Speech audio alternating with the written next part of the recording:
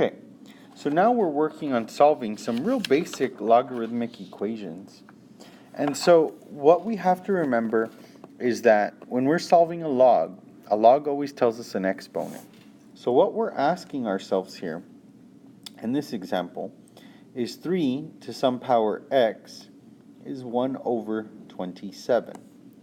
Okay, so our job is to find x. So I know for a fact that 3 to the third power is 27. So how would I get 1 over 27? Well, that would necessarily be the reciprocal. That's the reciprocal there. So then we just think about it. Okay, well then 3 to the power negative 3 should be 1 over 3 cubed, right? Which means we get 1 over 27. So the power that we're interested in here is this negative 3 that I've just circled. So if I think about this, then all I have to do is say, okay, then x equals negative 3. And that's what x equals in this very first equation that we're looking at. Okay? So really basic here. So let's go ahead and take a look at another real simple example that involves solving a log equation.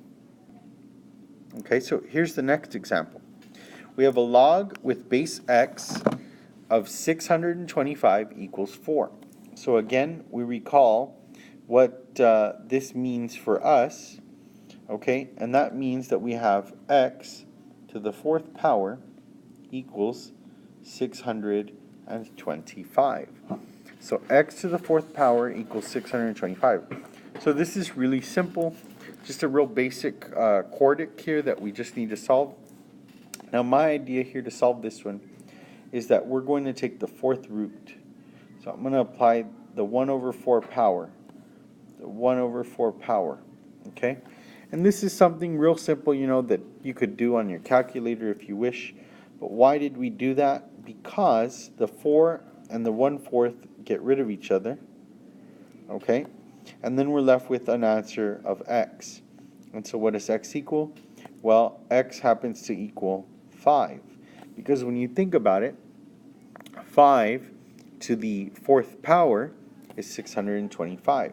So this is our answer then for this equation right here. Okay?